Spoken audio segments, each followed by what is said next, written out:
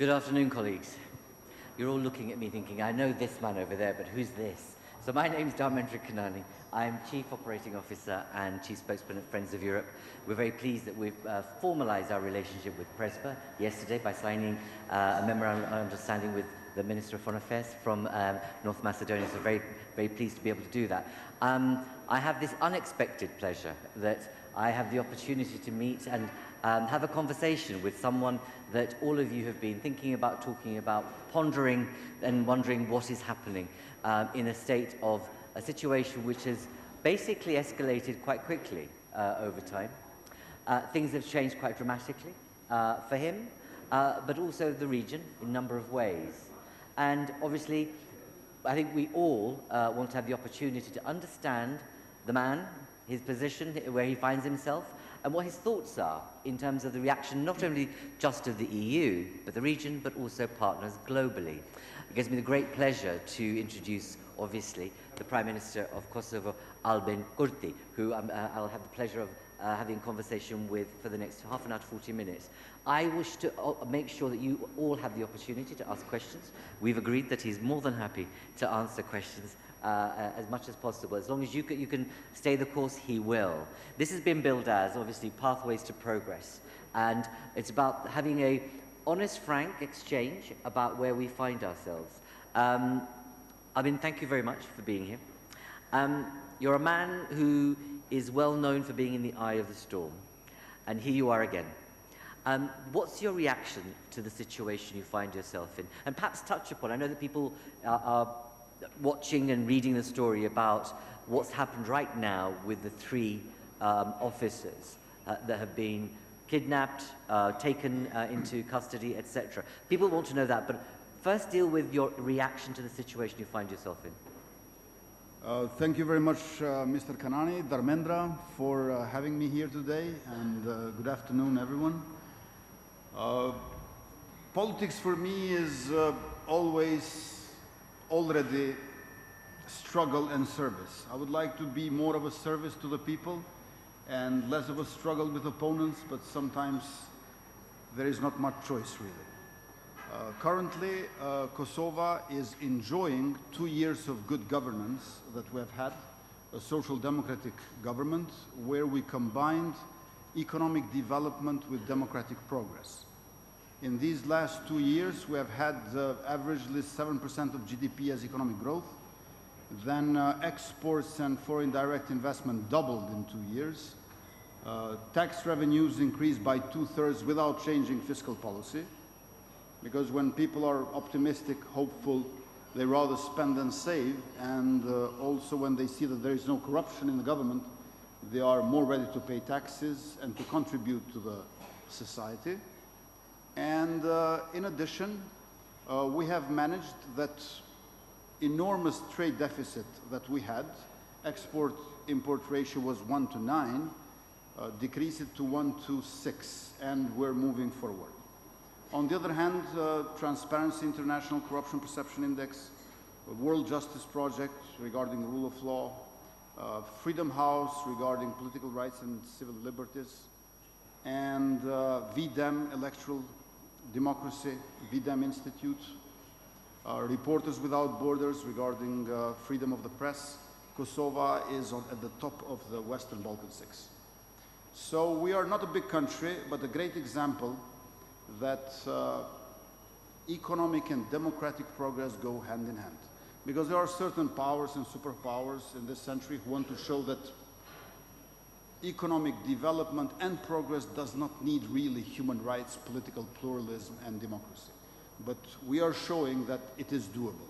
We do not want an economic development without having citizens at the center as end beneficiaries, and without minding all of the time, everywhere, the dignity and integrity of human beings. On the other hand, we have the northern neighbor of Kosovo, Serbia, who does not recognize us, who does not admit crimes committed in the past, which caused NATO to intervene in order to stop the genocide of the armed forces of Milosevic's regime 24 years ago. And recently, 2 days ago, 3 policemen have been abducted in the northern municipality of Kosovo in Leposavic by special units of Serbia, one of them being Cobra military special unit, the other one being known with the acronym SAJ, Special Anti-Terrorist Units. And at this point in time, as we are here, they are facing court judges, I think, in Kraljevo. Apparently, the prosecutor dropped the charge of terrorism and kept only the charge for illegal possession of guns, but they were policemen, and they have been abducted 1 kilometer inside the territory of Kosovo, 300 meters from the eastern side, and from the northern to northwest side, 670 meters. But along the road in which they have been positioned to stop smuggling and organized crime and criminality, because we have closed 16 illegal pathways throughout 2022. Very successful year in fighting organized crime and corruption. It's 1 kilometer down that road. This abduction reminds us of abduction in Kumanovo on 31st of March 1999 during NATO intervention, when Serbian army abducted 3 American Marines. And I remember back then it was civil rights activist Jesse Jackson who mediated, talking to Milosevic, to release the 3 American Marines. And 3 Butuci brothers have been abducted in June, 23rd of June 1999, but unfortunately they were not lucky as American Marines to be released. They have been shot, they have been executed on 8th of July 1999. So Serbia has this tradition of abducting others around its borders because it never settled with its borders. Kosovo declared independence 15 years ago. Our status is settled. All republics of former Yugoslavia declared independence, including North Macedonia. And the independence was independence from Belgrade as a hegemonic center. But what we need now is Belgrade, Serbia, to declare independence from Kosovo, to declare independence from North Macedonia, Montenegro, Croatia, and of course Bosnia and Herzegovina, which Serbia does recognize de jure but not de facto. So we are at this problematic time, but with a basic treaty that we have agreed on for normalization of relations centered on mutual de facto recognition, I am still optimistic that we can both normalize relations and de-escalate situation on the ground. Okay, thank you for that. People will be wondering, a lot in the EU and the US and others have said that you acted too quickly, too fast and too aggressively. What's your reaction to that? From their point of view, and others that are consuming this story will say that why is this sense that you are being perhaps seen as the person that has escalated the situation? What's your reaction to that? I have to give you a brief chronology as accuracy of the context. 5th of November last year, 547 Serbian policemen in the 4 municipalities in the north collectively resigned upon orders from Belgrade. 4 mayors from Serbian list, a political party in Kosovo, controlled by Belgrade, they also collectively resigned. They wanted our system to implode. It did not happen. On 10th of December, we postponed elections in the 4 northern municipalities for 4 months. Prior to Ohrid agreement that we had on 18th of March this year, international community promised us that once we adopt implementation annex and extend the deadline for registration of political parties, they're going to bring Serbian list on board to participate in the elections. It didn't happen. Serbian list boycotted elections and called for boycott. I was hoping that at least in Leposavic, the northern municipality, Aleksandar Jablanovic, a Serb candidate, will win elections for sure. But 2 days before having these elections on 23rd of April, therefore on 21st of April, he stepped out from the campaign because he got a either luxurious offer from Belgrade or severe threats or both. And finally, we ended up with 4 Albanian mayors in the north after elections with very low turnout. And these mayors, I acknowledge, have hollow political legitimacy. However, today in the morning, I got the news that dozens of protesters in Leposavic wanted to enter the building where the mayor is. Of course, you can enter the building and become a mayor, but that takes another round of elections, not a violent mob. And after ultimatum of our police in this building, these extremists withdrew and they didn't enter the building. The buildings in the 4 northern municipalities belong to the Republic of Kosovo. I have no intention to control Serbian community or municipalities for that matter. But with hand grenades, with bullets and shock bombs, you cannot take the office of the mayor.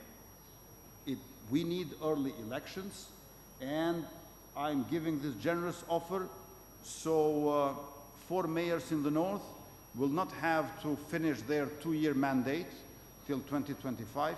Much earlier, we can have early elections, but we have to prepare situation on the ground, and that means rule of law. I'm not going to surrender Democratic Republic to fascist militia, to violent extremists, to criminal gangs. One of the most prominent criminals in the north, Milun Milenkovic Lune, has been arrested. And there has been huge attack on our police. But we are not going to yield. We're not going to surrender in face of these criminals. I mentioned in the Parliament of Kosovo the names of 33 criminals for whom we have evidence that they have been shooting at NATO soldiers, Kosovo policemen, and journalists. 6 of them are in prison. 27 of them are at large. We need them to face justice. I do not equalize violent unrest in the north with Serbian community. I have a minister from Serbian community, Nenad Rašić, Minister for Communities and Return. His deputy is Radojica Radomirovic, a Serb from Leposavic. I cooperate on a daily basis with them. 3 deputy mayors of 3 municipalities in the north are Serb. Dragana Miletic in Leposavic, Katarina Adjancic in North Mitrovica, and Slađana Pantovic in Zvečan. Few days ago, the entire parliamentary group of Vetvendosia party, Vetvendosia movement, which I chair, voted for Srđan Sentic, who became Deputy Ombudsman of Kosovo. It was secret ballot. All members in the parliament from my party voted for a Serb. We want good cooperation with Serbian community. I'm not only Prime Minister of Albanians, I'm Prime Minister of Kosovo. I want to serve Serbs as well. I talk with them in Serbian. I receive them whenever they want, whenever they request. But Belgrade is another issue. I want for Serbs to have all the rights. I will listen to all their requests and needs, but I cannot compensate official Belgrade for the losses caused to Serbia as a state due to the genocidal regime of Milosevic. That's a completely different issue. And we have to separate political demands from criminal organizations. Organized crime is multi-ethnic. It's not only Serbs. We have destroyed 83 criminal gangs in Kosovo in less than 2.5 years. Majority of these criminal gangs are multi-ethnic, Albanians and Serbs together, doing smuggling, ransom, drug farming laboratories, cryptocurrency laboratories. And we have been very successful in fighting organized crime and high-level corruption. And this has nothing to do with the ethnicity of people or with their political stance. It has to do with rule of law versus criminal activities. We are aligned with the European Union, United States, and NATO. We have no alternative to this, and we don't want to have an alternative to this. I believe that European Union is the most important political project of peace and prosperity in our planet since the Second World War. We want to contribute, not only to benefit, and we want to defend and protect European Union. And I believe in transatlantic cooperation. So, to put it in another way, I don't like anti-American Europeans and anti-European Americans. Okay. I believe in transatlantic cooperation. America and Europe together. Our generation cannot bring anything better than this formula, I believe. And we want to contribute to this. Our police is the most professional police in our region, serving the most democratic country in the region. They are Western-oriented and Western-trained. That's why we are in this important struggle, but we need help for our democracy and never anything similar to appeasement of autocrats. Thank you very much. Lengthy, comprehensive, and powerful in many ways. I want to hand it over to you for a moment or two. Questions from the floor. Okay, there should be a roving mic. I'll take 2 or 3. Wonderful. Great. Good gender balance emerging already. Where are the roving mics? I can't see you people, please. So, right, there's a gentleman there with a, can you see the hand up? And there's a lady here with a hand up. Is there only one roving mic? Surely not. For an audience of this size? Okay. Clearly there is only one roving mic. Okay. Can I just say to you, introduce yourself? No, it's okay. Introduce yourself. But please no stump speeches. A question or a query would be great. Thank you very much. I have one question for Premier Kurti. Zoti Kurti do të drejtohem në Shqip, do të tavoj një pyetje me një nënt pyetje nëse. Mr. Kurti, I will speak to you in my language. Brief question. I wanted to ask you how sure are the Kosovo people when the police officers are kidnapped on the borders, and is there a condition available to liberate the criminals? How much does the Albanian factor influence this? Because in Albania we have a draft from the Prime Minister Rama for which there is no information what it contains, and messages from the Albanian factor in Macedonia for cooperation with the international factor, also without providing specific question. These are the 2 things that I wanted to hear from you about. But an interesting, an important one. I'm now going to turn the lady here at front. So, as we only have one mic, I need you to put your hands right up so people can see you. Again, introduce yourself. Thank you very much. My name is Frauke Severs, and I'm representing Polis 180 from Berlin. Thank you very much, Mr. Kurti, for being here in this difficult time for you. Before this panel, we had a panel on regional cooperation, and Prime Minister Kovacevski said that if you have a local problem in the region, it's a regional problem. And we also see more and more emerging, especially in the current conflict with Serbia, regional voices coming up. So Mr. Rama proposed a deal for the northern communities, which was endorsed also by the Foreign Minister of North Macedonia, for example. And I wonder what you think, which role the region and the regional partners could take in finding a solution for this ongoing dangerous conflict. Thank you very much. Thank you for asking that regional question. There's a gentleman there, hand further up. Yes, with a beard. Lovely. Actually, he's not got a beard, but it's okay. Don't worry. No, don't worry. We'll take them out with the beard in a moment. Mr. Prime Introduce Minister, yourself, please, as well. Yes, of course. I'm Gunnar Van Hari from the Geopost. I just want to say one detail and to ask the Prime Minister for the comment. When the police, Serbian police, kidnapped police of Kosovo, President Vučić was in Belgrade with Borsan Harchenko, ambassador of Russia. Could you comment that? So I'll come back to those of you who had your hands up, especially, and I promised the gentleman with the beard, I'll come to you in a moment. I'll come to you in a moment. So, do you want to take the first three? Thank you very much. First of all, I want to thank U.S. State Department for asking an immediate release of 3 Kosovar policemen unconditionally. And I think this is the way forward.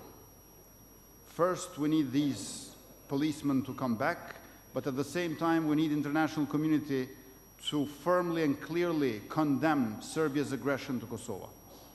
Because with the abduction of our 3 policemen, Serbia also violated Article 4 of Military Technical Agreement, Kumanovo Agreement of 9th of June 1999. And I think that NATO should condemn violation of Kumanovo Agreement by Serbia with this aggressive act towards Kosovo, and should ask for bringing back this ground safety zone, which is 5 kilometers in the territory of Serbia, where they have put 48 forward operation bases, 28 and 20 being military and gendarmeria. For peace and security in the Balkans, it is very important to terminate this forward operation bases status of Serbian army around border of Kosovo and Serbian gendarmeria, and at the same time to condemn this aggression and to consider it as a violation of Kumanovo Agreement of 9th of June 1999.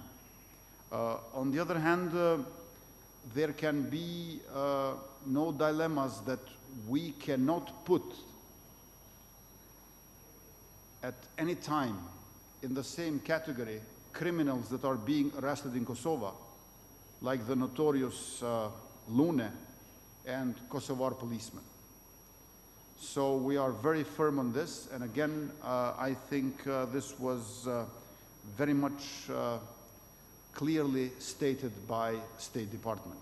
Regarding sovereignty and territorial integrity of our republic, we know that the border with a country that does not recognize you should be taken care by the army. But my predecessor, Hashim Thaçi, who used to be Prime Minister a decade ago, wrote a letter to then Secretary General of NATO, Mr. Rasmussen, that Kosovo Security Force is not going to cross River Ibar and go to the north. We respect that, and we cannot send our army in the north. However, this vacuum has to be filled, not by criminal organizations or by Serbian state agencies of army and gendarmeria who do incursions to Kosovo, but at least by KFOR and NATO. So I'm asking to compensate this vacuum in the north because we need our borders to be protected, to be defended. And it is not fair to say that Kosovo Security Force should not cross River Ibar, and on the other hand, to allow Serbian military and police, special police units to cross the border and enter Kosovo. Then on the regional cooperation. Regional cooperation, I think, is Berlin process. There is no better platform for regional cooperation than Berlin process. I do not support initiatives, regional initiatives, which are without European values and without European mechanisms. Berlin process has both. Common regional market. We have signed 3 agreements, 6 countries, on 3rd of November last year in Berlin, when Chancellor Scholz rejuvenated Berlin process, taking it over from former Chancellor Merkel. So I look forward to build upon Berlin process, and what I would like to see is Berlin process becoming something like, instead of CEFTA, Southeast European Free Trade Agreement, modeled upon EFTA-EEA. like Norway, Iceland, Switzerland, and Liechtenstein. But also, for example, Austria and Portugal. First, they were part of EEA and then became members of EU. I have handled application for EU accession in mid-December last year in Prague, and a tide that would lift all the boats precisely would be this preparatory phase for the Western Balkan 6, modeled upon EFTA EEA out of Berlin process. We need EU, and I think that EU needs to enlarge. I belong to those who think that external enlargement of EU and internal consolidation should go hand in hand. I would actually dare and say that these are conditions of each other. I'm not sure that EU can properly reform without thinking of enlargement, and I'm not sure that they can enlarge without thinking of reform. So these things can be done only jointly. And I want to contribute to this as a not big country, but a country which is doing well, especially these last years. Regarding Association of Serb Majority Municipalities, Article 10 of Basic Treaty said that all agreements, past agreements, from dialogue in Brussels of this previous decade must be implemented, which are valid and binding. 2 out of 39 of these agreements relate to Association of Serb Majority Municipalities. Article 7 says that there should be an adequate level of self-management of Serbian community. I have proposed on the meeting, high-level meeting on 2nd of May in Brussels, a draft vision for Article 7 in conjunction with Article 10 for Serbian community, inspired by the Croatian model. I took Croatia as a model because Croatia is a success story of both EU and NATO membership. Croatia came out of violent disintegration of former Yugoslavia just like we did. And Serbia already has such an agreement with Croatia for normalization of relations. Good neighborly relations imply mechanisms for protection of national minorities.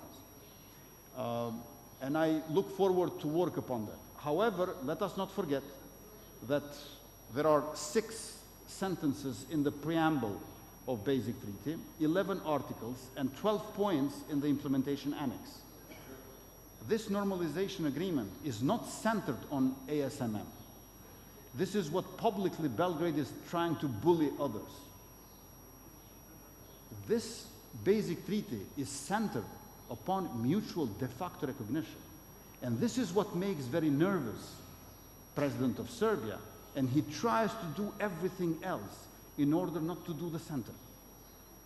Presenting preconditions and saying that he is going to partially implement the agreement, or that he has agreed about the concept of it rather than content of it. You could say I agree with the concept of the agreement in August last year.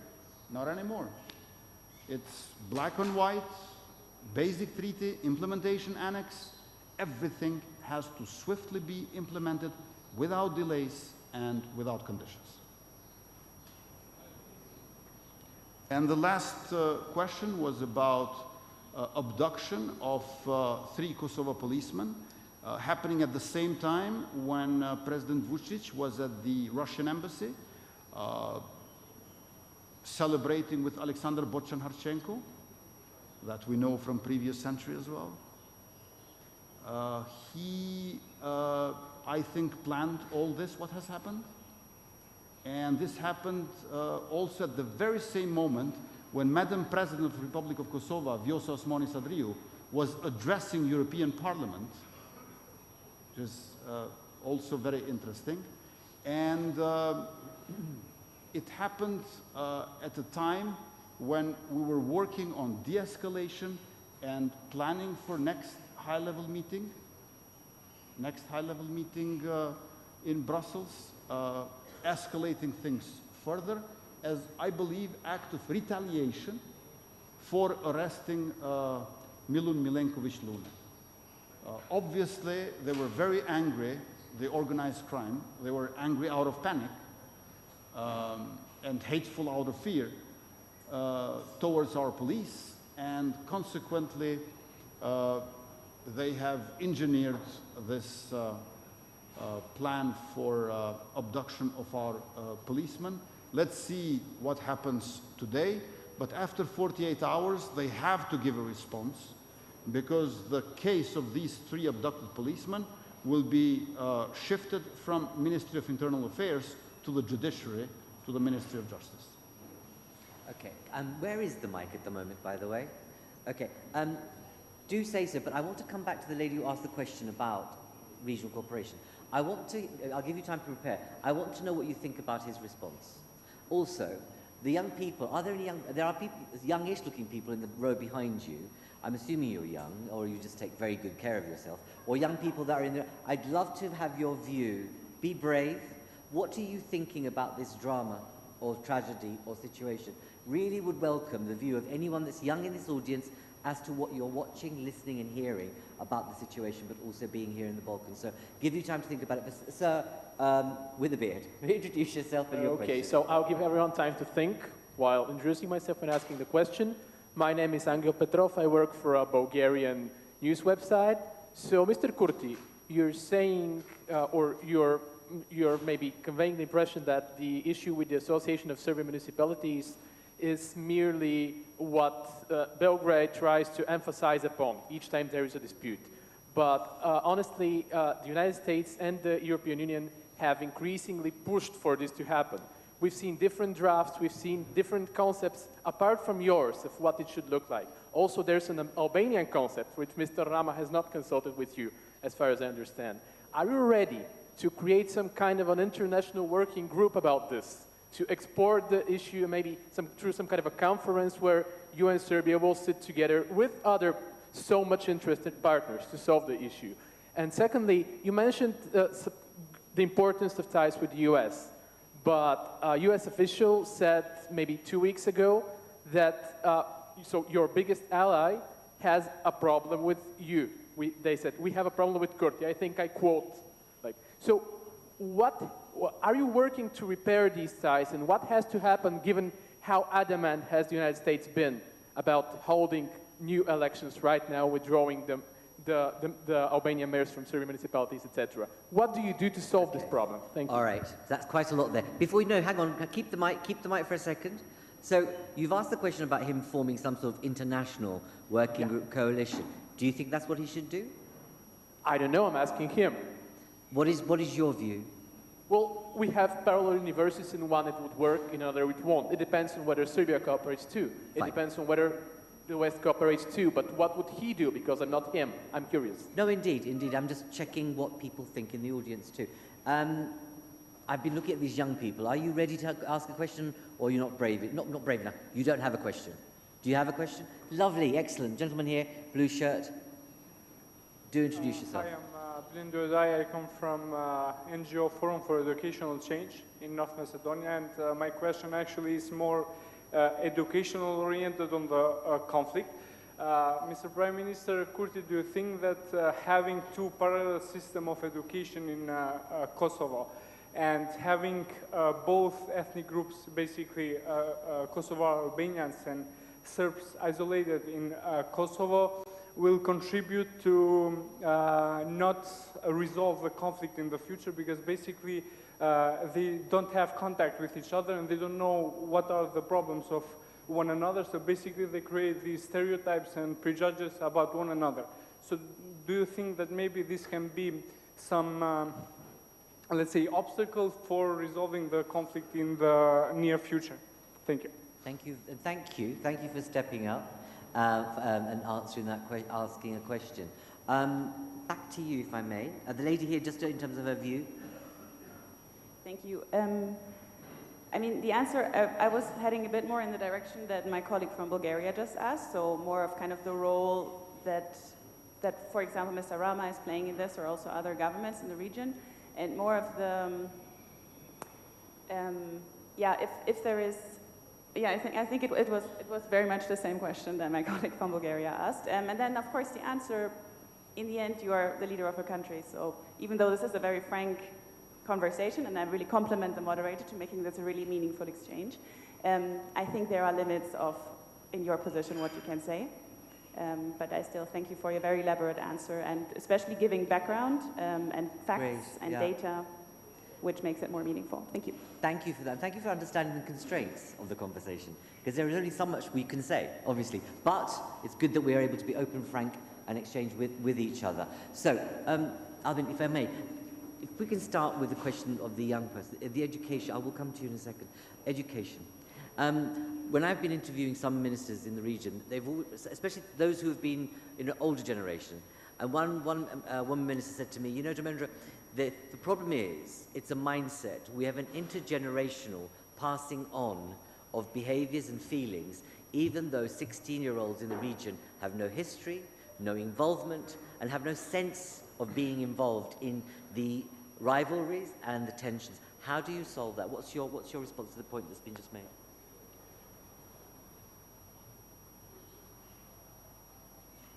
One of the major obstacles that we have, I believe, across the region, including my country, Kosovo, that I come from, is skills gap.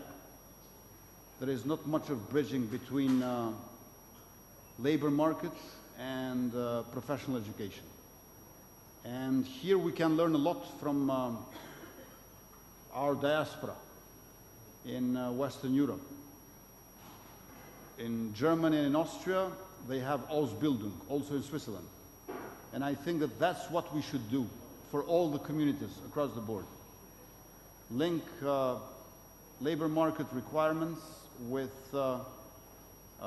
vocational education and training.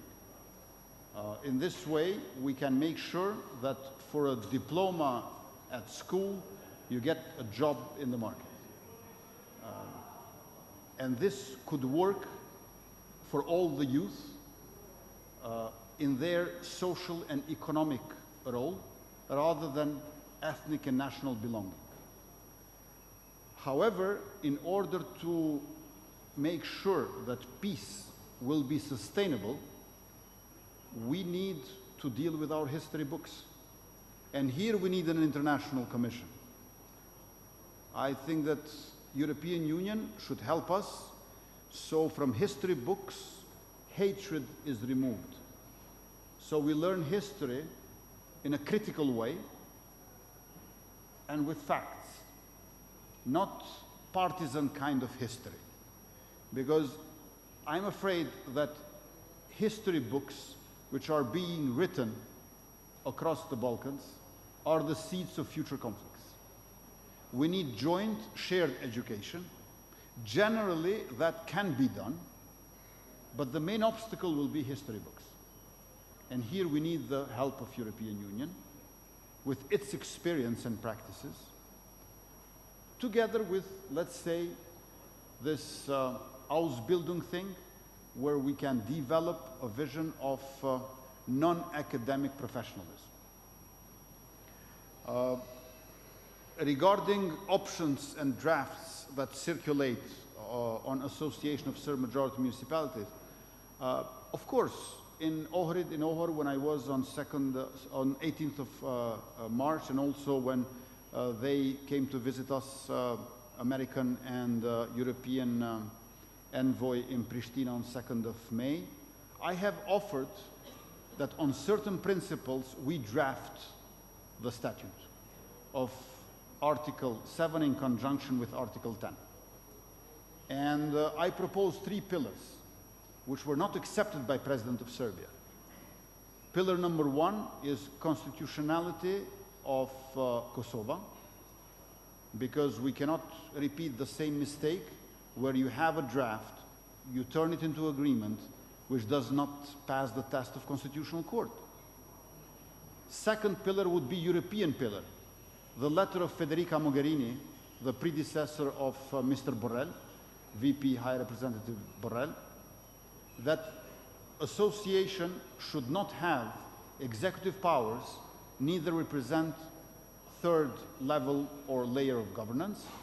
And third pillar would be United States government position, issued by the joint statement of Mr. Cholet and Mr. Escobar on 30th of January this year. So I said, with these 3 pillars, I can write the draft statute.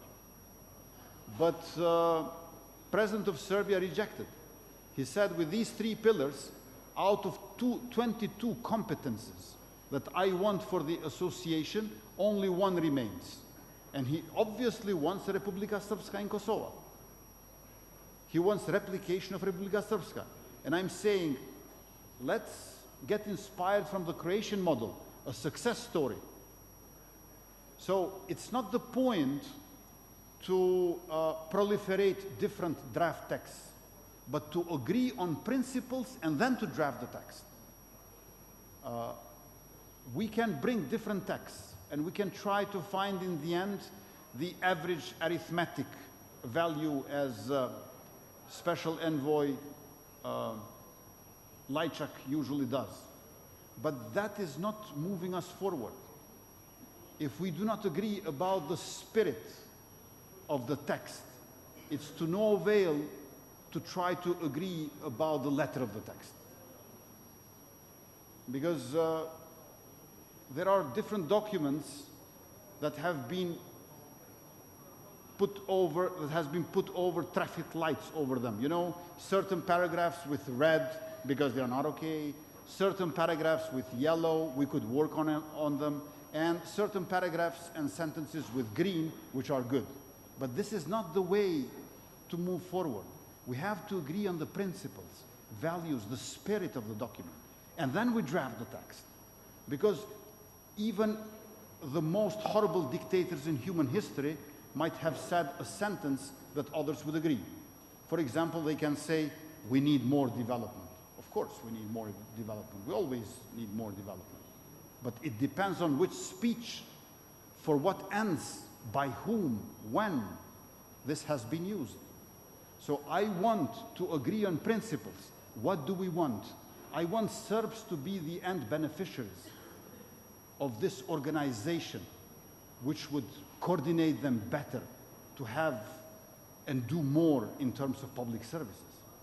Be citizens of the Republic. So this is my emphasis. It's not the point to fight with texts. We have to agree on principles. What do we want? How do we want it? And then it's very easy to draft it. There you go.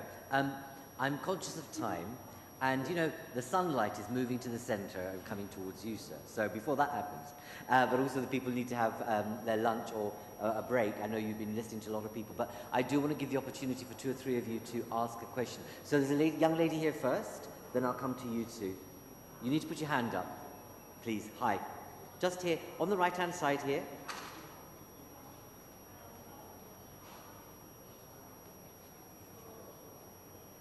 No, the young lady there with the glasses. Thank you. Thank you. Larissa Lojic from the International Institute for Peace, from the Western Balkan Initiative. And it's actually, I'm coming back to the question my colleague had before about the school system. You mentioned we need to work on the past and get back to history books, because often here we talk about the future, but I feel like often young people are the ones suffering because there was no reconciliation process. And I think it's more than just history books. And I was wondering if you have more initiatives about it, and how do you really get, because you have the youngest population in the Western Balkan 6 countries, in Kosovo, how do you want to include them? And then I was wondering, because you mentioned the diaspora, I think the diaspora can be a driver of change, but sometimes it can also stop it. So how do you want to tackle diaspora who is actually just bringing nationalism, bad nationalism, instead of being progressive? But whilst you've got the mic, you said you come from the Peace Institute, right? And you make reference to the reconciliation process. I mean, you seem too young to know about the truth and reconciliation process that happened in South Africa after, you know, the Troubles. And you had a very significant, well-invested truth and reconciliation process. Not that it succeeded fully, but actually created the space for people to be open about what hurt, what the difference was, and what the places and chances are for coming together in common good. Is that the kind of thing you're looking for? Do you have an idea of what a reconciliation process that you would like to have in place? I have to be honest, that is why I'm asking. I don't know how it should work. But I think it's important. You're working for a peace institute. You need, as an organisation, you also, all of you need to have ideas about how to make this work. Because if it comes from here down, it's not going to work. It has to come from the bottom up, and you all have to have ideas without trying to lecture you and patronise you, which I'm not trying to do. Just the gentleman behind you has been catching my eyes and desperately wanted to say. I would be very happy to invite you to join the last panel where us youngsters will discuss the pathways to progress and good modalities, so please be there. Okay, that's a good plug, but that wasn't the point of it. But thank you very much. We have two gentlemen here. Hello, I'm Gent Salihi, youth activist. Thank you for the great discussion, Prime Minister. Back in 1990s, Vučić was the Minister of Information of a regime that arrested and deported you to Serbia. 20 years later, now you are sitting in a table negotiating the future of your both countries. Is this a personal pleasure for you? Very controversial question. Thank you very much. And the gentleman at the back there. Hello, good afternoon. I'm Gregor Meyer, correspondent for the German press agency. Mr. Prime Minister, first question, can you confirm that you are going to go to the crisis summit to which EU Chief Diplomat Borrell would invite you and the President of Serbia and next week in Brussels? And second question, with your actions in the north, your Western partners say you would have done this uncoordinated and in a dangerous way. What we have never seen before, they took sanctions against your government or are waging sanctions. My question is, how long are you ready to antagonize your partners, and what price could the country pay for that? Quite a number of controversial questions that have come across in this last little bit, clearly. Obviously, and please do help yourself to some water, because I can't reach over there. But what I'd like you to do first is to, I suppose, clear the books here. You've been asked a very clear question about sanctions. Are you going to go next week? And, you know, are you being uncoordinated? Have your say. First of all, I agree with the critique that reconciliation cannot be achieved only with like addressing the issue of history books. I think that history books is one crucial aspect, but insufficient. And there should be a plethora of programs and activities to reach reconciliation, where I think justice and facing of the past is very important, dealing with the past. On the other hand, I want to emphasize that I'm always ready to have these high-level meetings in Brussels, because I want swift implementation of the basic treaty. What we need is a balanced and fair, sequenced implementation roadmap, so we turn the text of the agreement into new reality for the citizens. 2/3 of the agreements which have been signed in Brussels by my predecessors, and President of Serbia refuses to sign with me, he did with my predecessors.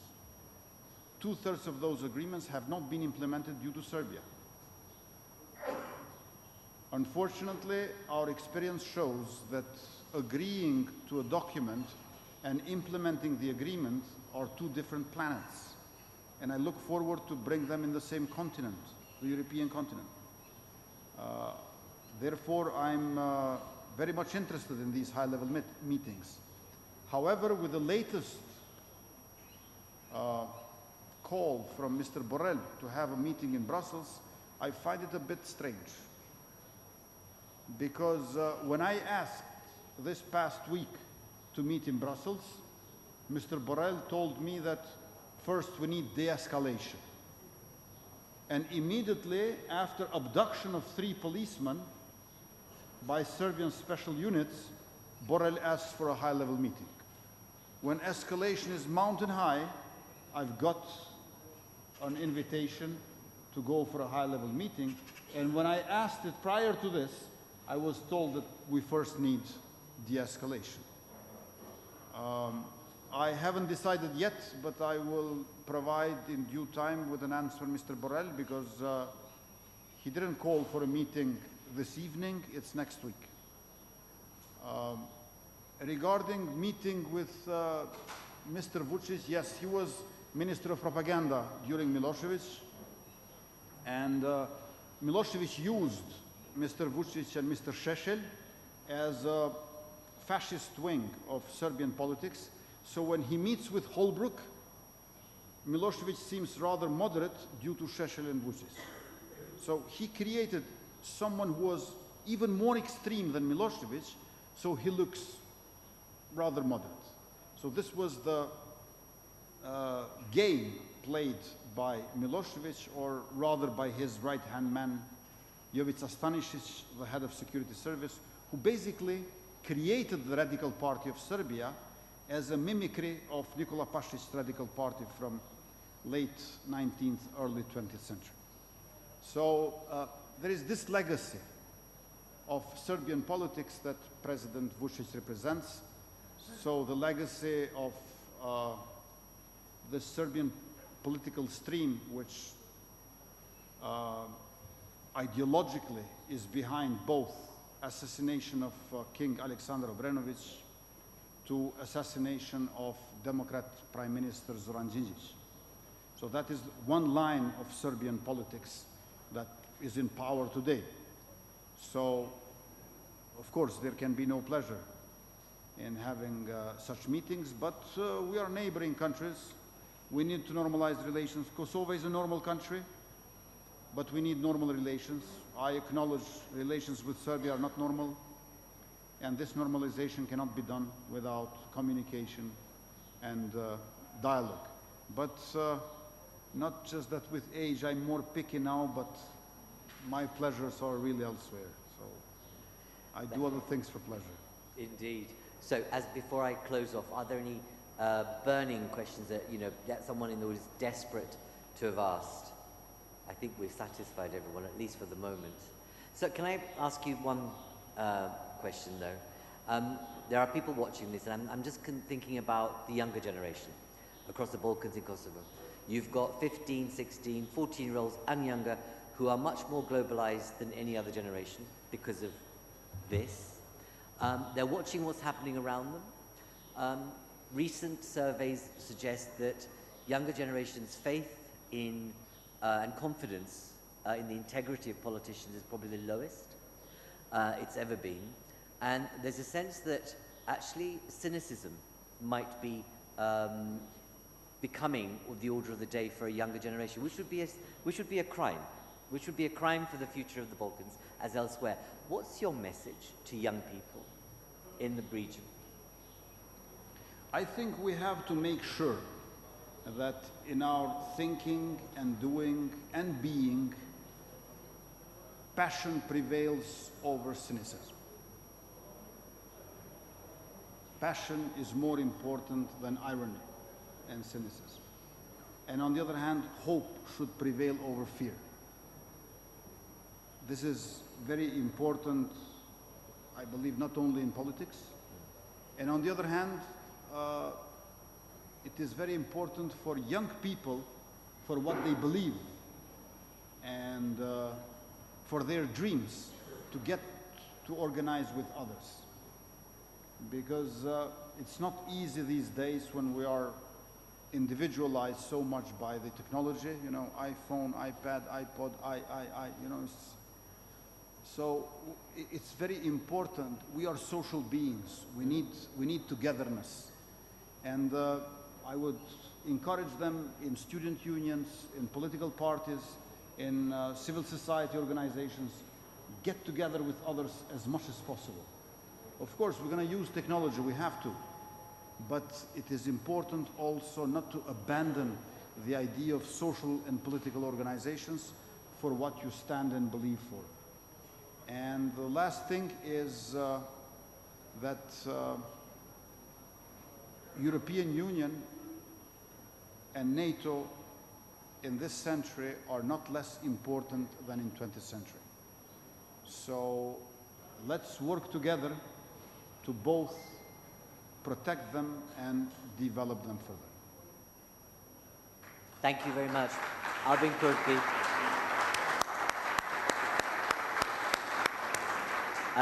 Thank you very much for your time. You have been generous with it. Thank you also for stepping up, because let's not forget, just like other leaders, all our politicians are public servants who need to be held to account with checks and balances. The moment we stop doing that, we lose the game. So just remember that, but also lastly, in times of adversity, listening, humility and dialogue will actually win the day, as opposed to posturing and maintaining adversity. So on that note, take care, have a lovely afternoon, and thank you again. Thank you very much. Look after yourself.